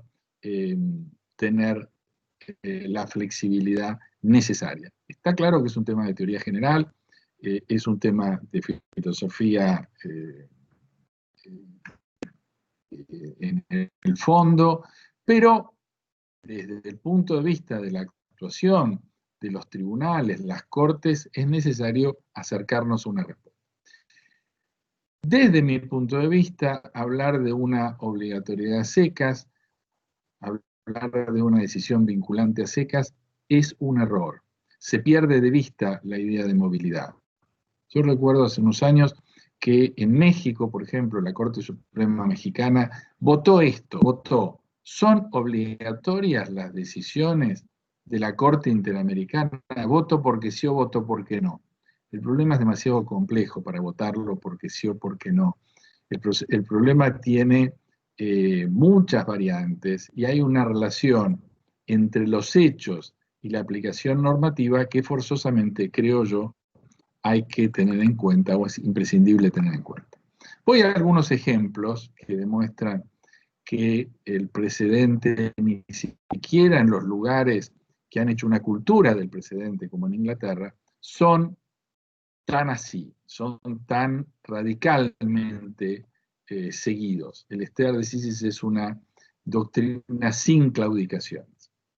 Y para esto tomo algunos antecedentes. Por ejemplo, en el 1966, la House of Lords dictó la Practice Statement, donde ella sola se liberaba del cumplimiento del precedente horizontal, de seguir sus decisiones cuando considerara que era necesario. Se suele aludir, se suele hacer algunas simplificaciones también importantes cuando se habla de la Corte norteamericana como modelo de corte del precedente. Sin embargo, en 1921, Benjamín Cardoso, en lo que se llaman las Yale Lectures, declaraba que la regla del precedente no debía abandonarse, pero debía ser in some degree relaxed.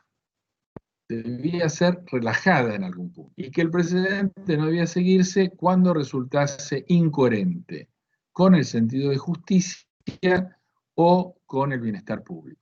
Con lo cual hay válvulas de salida y desde luego en la doctrina del common law se trabaja sobre las formas por las cuales es posible apartarse del precedente, con lo cual no lo sacralizan al precedente, por el contrario, le dan movilidad. Es cierto también, podrían contestarme, que esta cita del 21 de Cardoso en alguna medida se contrapone con lo que dijo la Corte Americana en Cooper versus Aaron en 1958, donde fortaleció la idea del precedente. Y es cierto también que son en materia constitucional, o con los overruling, basta ver lo que han discutido sobre la mantención de algunos precedentes históricos, como el precedente del aborto en Roe versus Wade, que constantemente ven si una integración distinta puede cambiar. Pero están en un escenario de movilidad.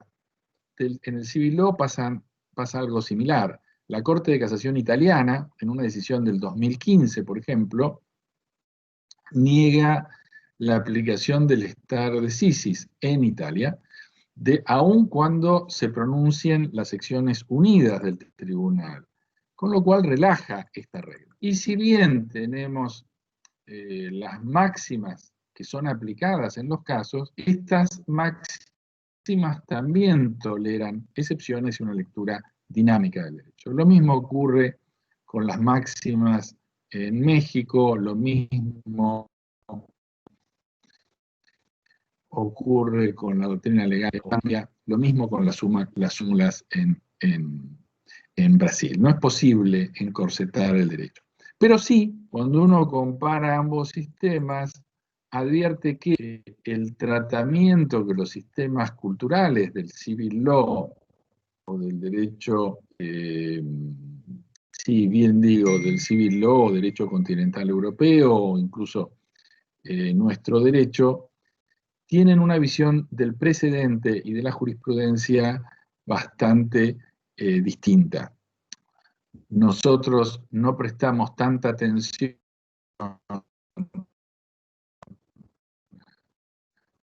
a los hechos, a veces nos embarcamos en construcciones a las que le adjudicamos el rol del precedente, porque es un dato que se verifica, sobre todo en Latinoamérica mucho, que ante la seguridad jurídica quisiera una solución, atarse al carro del precedente, repetir, como dice Tarufo, lo recordaba Leandro Giannini, yo no puedo más que hacerlo también por el impacto de su desaparición, que el precedente, decía Tarufo, el precedente es un mantra que viene repetido a repetición y muchas veces no se sabe de qué se habla cuando se alude a él. Hubo una intervención muy interesante en la Asociación Internacional a fines de los años 90 en Tesalónica, en Grecia, del profesor Holowicz, que hablaba del rol de las Supremas Cortes en el nivel nacional e internacional. Y él decía algo similar a lo que explicaba el profesor, pero ¿por qué, para qué y cómo? Cada uno readapta sus sistemas jurídicos a su propia idiosincrasia. Y muchas veces en Argentina replicamos alguna solución, trasplantamos soluciones, se llama culturas abiertas en general cuando esto sucede, sin tener en cuenta en el país de origen cómo, por qué y de qué formas se aplican, y tener en cuenta la idiosincrasia. Por eso, en materia de precedente, en materia de jurisprudencia, creo que hay que ser cauto, hay que ver las tradiciones en la aplicación y hay que tener una mirada muy atenta para no hacer afirmaciones muchas veces dogmáticas que después no pueden ser sostenidas. Voy a hablar ahora, voy a pasar al segundo tema, que es el tema de la jurisprudencia como fuente y el tema de las decisiones de la Corte. Quiero marcar acá del derecho civil con el derecho constitucional. Es conocida la opción de Sarko, participó en la redacción del Código de Comercio y la prohibición que contenía aquel viejo código de que los jueces y también la ausencia de la jurisprudencia como fuente del derecho. Nuestro legislador, el actual legislador, en 2015, cuando sancionó el código en el artículo 1, ustedes que expresamente se suprimió la jurisprudencia como fuente del derecho. Se establecía en aquella norma que se tendrá en cuenta la jurisprudencia en consonancia con las circunstancias del caso. Ese párrafo se sacó. Con lo cual, hablamos del precedente en un sistema normativo en el cual el legislador civil prescindió creo que prescindió cometiendo un gran error. Creo que ese agregado era muy importante.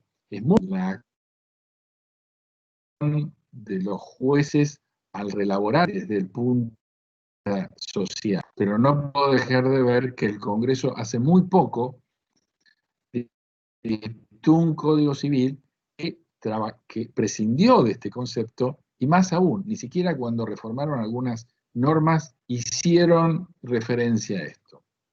Si me preguntan por qué, creo yo que todo el mundo pensó que no obstante que no se dijera que era una fuente de derecho, igual era una fuente de derecho. Y este es un problema serio que tenemos, porque es contradictorio decir que algo es y no es al mismo tiempo, y lo solemos hacer. Le damos prioridad al precedente, a la jurisprudencia, términos que voy a usar indistintamente en concreto, después no sé si me dará el tiempo de explicar por qué lo hago así. Preferiría hablar de jurisprudencia, pero valga la licencia de hablar de las dos cosas al mismo tiempo, para marcar esta primera línea. El Código Civil no aceptó la jurisprudencia. ¿Qué hizo la Corte? La Corte en una primera etapa, en los casos Magdalena Videla, Bernardo Pastorino y Ferrocarriles del Sur, aceptaba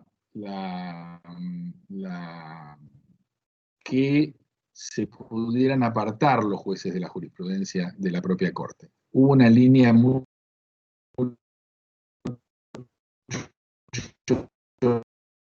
más flexible. Para ir muy rápido sobre este tema, pues si no voy a llegar al último, que tal vez es el más interesante. En el año 48 hay dos decisiones, la decisión Santín y la decisión García Rams y Herrera, donde la idea de Baricato para apartarse del precedente. Idea que en Italia, en Colombia, en aquellos años hubo también incorporado a la reforma constitucional de 1998. Disculpe. Hay una pregunta, Leandro, mientras esperamos que retorne Eduardo. Si se corta en el medio o Eduardo vuelve, la hacemos al final. Que reflexiona sobre la implementación de sistemas de gestión de calidad tipo ISO 9000 en instituciones o en organismos como la Corte y el Poder Judicial, y si en tu criterio esos mecanismos implementados en el Poder Judicial podrían generar una mejora del servicio de justicia. Sí, todo mecanismo de control de gestión, de control de calidad en la producción, sea jurisdiccional, administrativa, de cualquier organismo, me parece que es casi redundante decir que es fundamental para mejorar su funcionamiento.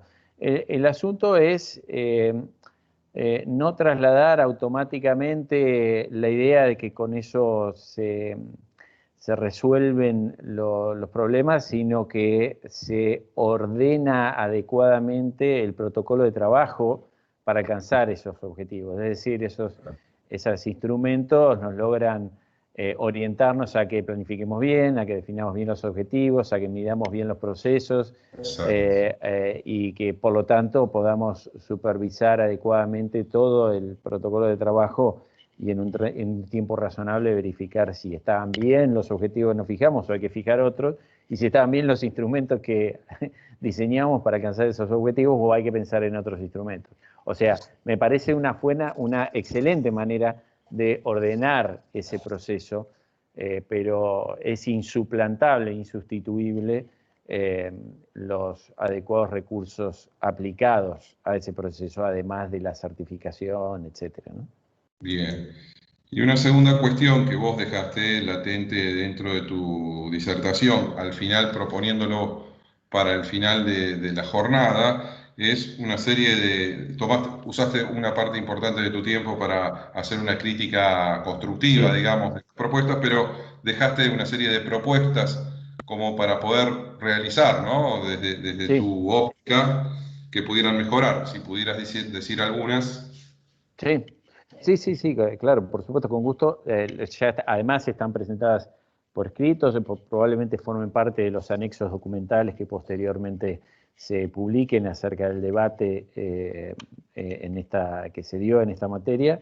Yo digo, hay algunas cosas que están bien, la eliminación del recurso ordinario me parece que es elemental, pero no produce grandes efectos, pero está muy bien, y hay que, indudablemente está muy bien el tema de reforzar el debate de las cuestiones trascendentes, es decir, hacer que la Corte debata adecuadamente las causas con inmediación, las causas trascendentes que llevan a sus estados, pero eso es solamente una parte, digamos. ¿Por qué? Porque integralmente lo que tiene que lograrse es, creo yo, digamos, las propuestas efectivas específicas, es concentrar, en el momento de concentrar el control de admisibilidad, que es algo que el Consejo parece haber adoptado, la idea de concentrar el control de admisibilidad, esa concentración no solo debe ser una oportunidad para decir, bueno, en este mismo momento decido si está en plazo, si hay sentencia definitiva, si hay superior tribunal de la causa, si hay cuestión federal y si la cuestión es intrascendente o trascendente, sino que ese momento tiene que ser aprovechado primero por el legislador y después por la Corte Suprema para orientar y organizar todo el debate posterior. ¿A qué me refiero con esto?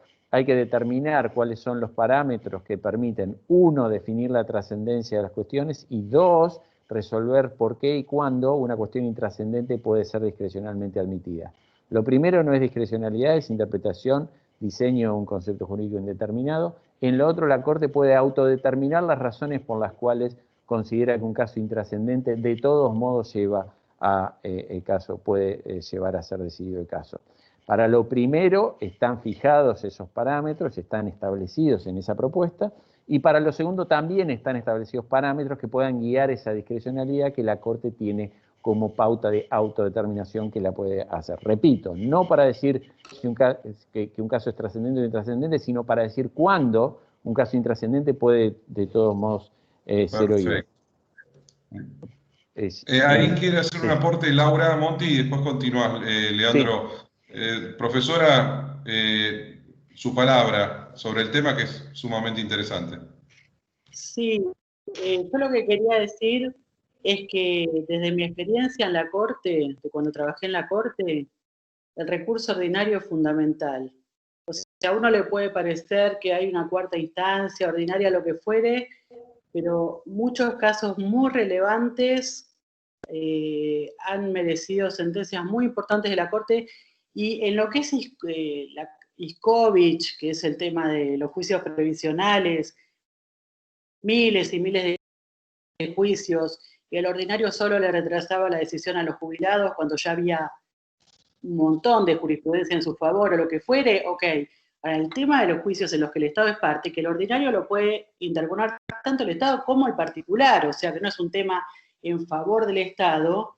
La verdad es que cuando yo me fui a la Corte, decían que había 12 por año, no es nada. Entonces, se declaró inconstitucional en Anadón, pero la verdad es que a mí, voy a decir una cosa absurda, pero me partió el corazón, porque dije, era re importante ese control más amplio que tenía la Corte en los ordinarios, y no es nada, son 12 expedientes por año que se pueden hacer en público, en la Secretaría de Derecho Público, que es la que, junto con la de Tributario Bancario, tiene más asuntos en los que el Estado es parte. Así que bueno, nada, decir eso. Por si alguien... ¿Querés completar algo, Leandro? Sí, muchas gracias, Laura. Una aclaración sobre el punto. Yo comparto que las razones que dio en Anadón la Corte Suprema para declarar inconstitucional el recurso ordinario no son aceptables del mismo modo que en Iskowicz. En Iskowicz el recurso ordinario sin monto o valor de litigio y ante cualquier cuestión de índole previsional desbordaba, era más del 60% en ese momento de la actuación total de la Corte para cuestiones previsionales, desbordaba su función y era un ejercicio irrazonable de la competencia legislativa para definir el acceso a la Corte. En Anadón es claro que el recurso ordinario no colapsaba a la Corte de la misma manera que lo hacía el recurso ordinario previsional. De todos modos, yo hablo en términos de inconveniencia. Yo no comparto, tal vez, las razones de trasladar Iskowicz a Anadón automáticamente, porque son dos recursos ordinarios pero distintos en cuanto a su impacto. El control de razonabilidad debió ser distinto, pero creo que es inconveniente. La Corte Suprema no tiene que tener atribuciones para revisar, controlar cuestiones de hecho, de derecho común, etcétera, solamente porque la cuantía del juicio es intensa. Vuelvo, si tengo ese minuto adicional. Todavía tenemos el minuto que nos concede la tecnología de Eduardo Teiza, los inconvenientes tecnológicos. Yo decía, uno, integrar el análisis de admisibilidad con el debate posterior. Primero, definir adecuadamente los parámetros que guían esa discrecionalidad. Segundo, utilizar ese control, ese momento en el que se decide de uno u otro modo para disparar consecuencias de debate y trámite distintos. Las cuestiones trascendentes se pueden resolver en ese mismo momento o en un plazo de 60 días. Las cuestiones trascendentes requieren necesariamente debate amplio e inmediato por parte de la Corte. Los números demuestran que no más de 100 causas van a tener ese debate ante la Corte Suprema. La Corte Suprema resuelve de cada 10 causas que le llevan, o de cada 100 causas que le llevan, se estima 87, de las cuales 80 la desestima por certiorari. Una de cada 10 revoca, es decir, entiende solamente para revocar en una de cada 10 sentencias o 10 de cada 100. Es decir, en lo que la Corte Suprema hace más, durante más tiempo, es seleccionar lo que va a decidir y lo que no va a decidir, más que resolver en el fondo o en el mérito de las cuestiones que resuelve. La estadística no digo de la Corte Suprema porque no la publica adecuadamente, tiene algunos datos estadísticos por muy confusos. Nosotros en un proyecto de investigación que sistemáticamente hacemos año a año, demostramos y publicamos el contenido concreto de la agenda jurisdiccional. Entonces, el control de la admisión y concentración, determinación para atenuar esa discrecionalidad, que es un gran problema, la ampliación del debate y, en paralelo, la atención de un sistema de casos repetitivos, un sistema de resolución de conflictos repetitivos, en el cual a la Corte no pueden llegar 10.000 causas por lo mismo. Llega una y es un caso testigo y ese caso baja y se aplica sistemáticamente como en Alemania o en Brasil, y un sistema de precedentes reglados, por más que no sea infalible en el sentido de que no tenga posibilidad de ser, sí es bueno tener reglas de precedentes horizontales y verticales que en ese proyecto y en esa propuesta están escritos. La ventaja, creo, es empezar a discutir eso con proyectos específicos escritos para verificar si los estándares que se proponen son adecuados o inadecuados. Eso lo puedo dejar por escrito, vamos, si te parece, para que los... lo nutrimos junto con la actividad que va a quedar linkeada en la página del Instituto de Estudios Judiciales. Podemos incorporar el material que va a quedar incorporado, así que las personas pueden consultar tanto el canal YouTube de la Suprema Corte como el material que se va a incorporar en la página del Instituto de Estudios Judiciales. Te agradezco muchísimo, Leandro. Si el inconveniente técnico continúa, tenemos una pregunta para la doctora Laura Monti. Bueno, Sí. o sea, no, Continuamos todavía con el continúa el problema de link. conexión, sí, con el doctor Oteiza, así que por ahí... Podemos continuar entonces. Doctora Laura Monti, aquí preguntan respecto sobre la base de la ley 11.683, la de procedimiento tributario.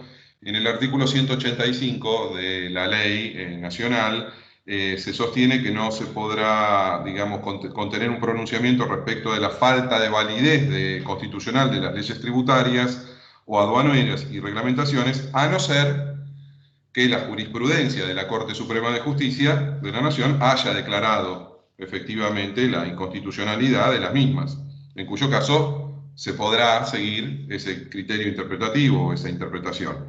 En la provincia de Buenos Aires tenemos un artículo muy similar respecto al Tribunal Fiscal, con la misma lógica, y le preguntan qué juicio le merece esa norma, y de estimarla constitucional, a qué tipo de órgano podría asignarle esa potestad de no aplicar por inconstitucionales las leyes que hayan sido declaradas tales por la Corte. Mira, eso, después les voy a mandar si les interesa algunas cosas que estuve leyendo muy interesantes. A mí me parece que es una norma que no tiene mucha relevancia porque, como les decía antes, el Tribunal Fiscal de la Nación, por ejemplo, ha interpretado esta prohibición y esta habilitación a la vez cuando la Corte ha declarado una inconstitucionalidad de una manera muy inteligente, o sea, lo que ha dicho es, bueno, puedo tener un caso similar o idéntico, pero también puede haber una declaración de inconstitucionalidad basada en cuánto es confiscatorio un tributo. Entonces, si la Corte lo dijo, para tal tributo igual me sirve para tal otro, en el todo. O sea, que ha hecho esa interpretación, no sé cómo decirle, esa extensión de la jurisprudencia de la Corte. No ha buscado que haya un paralelo exacto entre lo que está diciendo y no. Y nunca se ha visto impedido digamos, de no aplicar normas que le parecía que estaban mal con base en esa jurisprudencia. Y nunca ha habido un problema. Como les contaba antes, hay ahora un voto en una de las salas aduaneras del Tribunal Fiscal que declara inconstitucional ese artículo de la 11.683, y la base son dos cosas. Una, que se dice, bueno, si se le dan atribuciones jurisdiccionales, en este caso a un tribunal administrativo, ¿por qué no la declaración de inconstitucionalidad? Igual, porque el legislador decidió que no. Finalmente es un tribunal al que se acude voluntariamente, se puede ir a la justicia también, lo que pasa es que, claro, el Tribunal Fiscal es más conveniente porque no se paga en muchos de los casos en los que se acude a hacer impugnaciones tributarias, por un lado. El otro argumento que se usa es este que les contaba, de que se estaría violando si el Tribunal Fiscal no pudiera declarar inconstitucionalidades, se estaría violando la garantía de la doble instancia, pero la verdad no se está violando nada, porque ahí, de nuevo, el particular voluntariamente se somete a esto. Antes les citaba el caso Pirelli Cables en cuanto a que el Estado no puede plantear la inconstitucionalidad de sus propias normas, y lo mismo en esos casos que se relacionaban con el Tribunal Arbitral de Obras Públicas, que no existe más, pero era otro tribunal administrativo. La Corte decía, y el particular tampoco, porque el particular se somete voluntariamente a esa jurisdicción administrativa.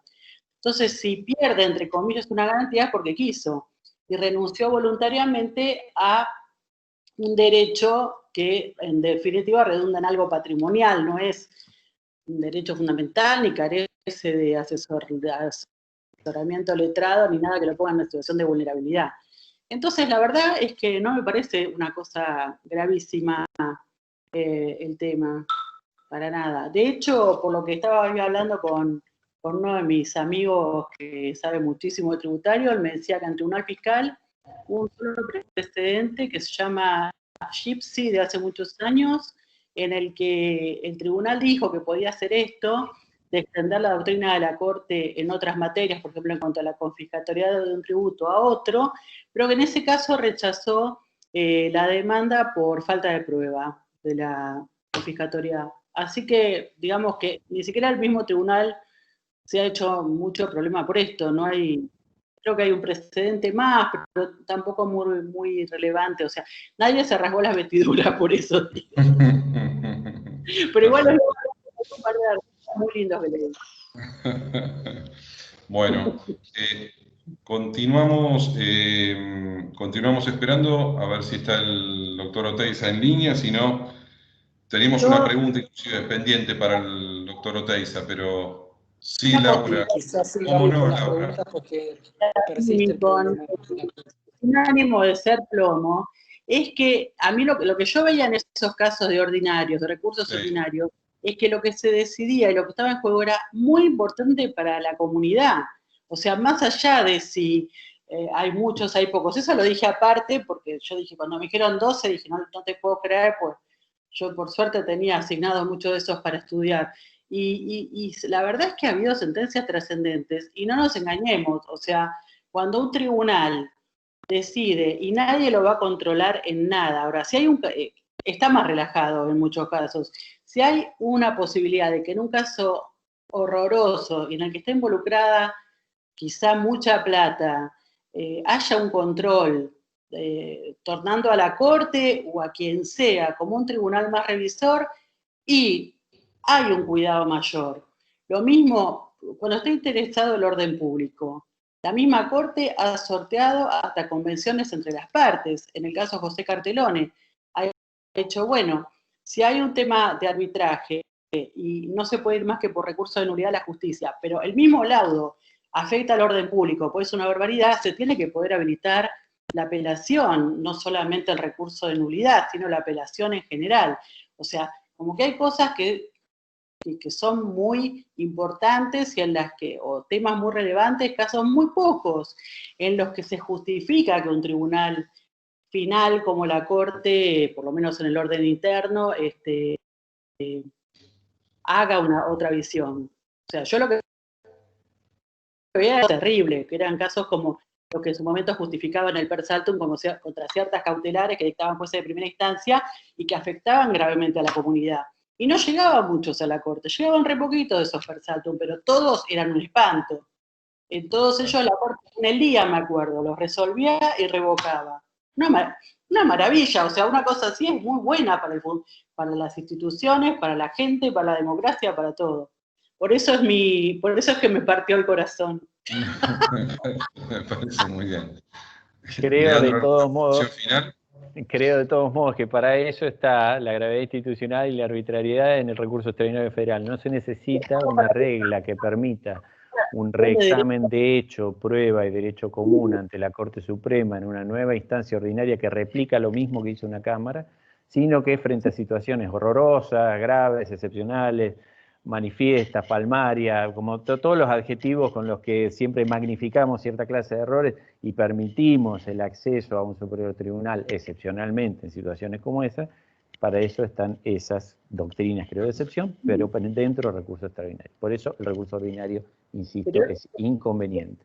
El extraordinario es muy limitado. El ordinario daba esa posibilidad de, con los agravios, por supuesto. Lo que pasa es que no le conviene a mucha gente, pero el ordinario es muy importante. O sea, como control en favor de la comunidad y de los intereses estatales y de los intereses de la gente, en definitiva, el ordinario era básico para mí. Y eran muy poquitos casos muy de escopeta, diría mi abuelo. O sea, esos casos horrorosos. Y realmente no es un tema de calificación, era así. Vos lo leías y hoy en día lees las sentencias y decís, menos mal que esto pasó así. De hecho, yo he tenido alguno que era un espanto las sentencias, y veías que venía otro a defectum videndi que había quedado firme. Decías, menos mal que la Corte se mete en esto. No que la Corte sea un santo, pero digamos que es una instancia más y está muy expuesta. Y que menos mal que en aquel caso que salió re mal, y acá va a salir bien, o sea, una cosa acorde a derecho. Bueno, no es solo que uno lo califique, es la realidad, es así, te aseguro que es así. En lo que yo veía en la Corte era así, los secretarios, todos los jueces te lo pueden decir, los actuales no lo conozco, pero los que estaban en esa época sí. Es un tema de la experiencia que yo he vivido, eso te digo. Bien, perfecto, y les agradezco el riquísimo debate. Vamos a esperar, si a ustedes les parece, un par de minutos para que el doctor Oteiza se comunica vía WhatsApp y dice que vuelve a tener esos inconvenientes. ¿Es así, Fernando? Y Camilo. Es así, ambos. Tengo entendido que tiene algún problema con Sí, su red de internet. ya su red y que le resulta, me ha transmitido que le resulta imposible porque se volvió a cortar, es decir, que intenta conectarse, pero luego se vuelve a cortar. Exacto, es algún problema con su red, según tengo entendido. Lamentable. Bueno, ahí vamos a reservar, hay una pregunta específica para él que podía ser respondida por otros, pero me parece que darle la oportunidad para que él se exprese sería importante. Quizás dar algún espacio, quizás mañana, unos minutos mañana, poder darle espacio para que pueda completar su alocución bajo amenaza de que no haga todo su discurso de nuevo, toda su charla, pero no, para que redondee un poco la idea, lamentablemente ese inconveniente perdura en él, inconveniente técnico. Si les parece, podemos dar por culminada la jornada de hoy, prácticamente en el horario convenido, lamentablemente con este inconveniente que le pedimos las disculpas del caso, y intentaremos que el profesor Oteiza pueda desarrollar su discurso mañana, su charla, y si no sea mañana, en algún otro momento. Así que les agradezco a todos y a todas, en nombre de la Suprema Corte, del Instituto de Estudios Judiciales. Recuerden que en el día de mañana tendremos la oportunidad de escuchar a los últimos disertantes a partir de las 18 horas y hasta las 20 horas, con el mismo esquema de jornada del día de hoy. Muchísimas gracias. Que tengan todos muy buenas noches. Les agradezco la paciencia y disculpas por los inconvenientes técnicos que han surgido. Gracias. Hasta luego, gracias. Chao.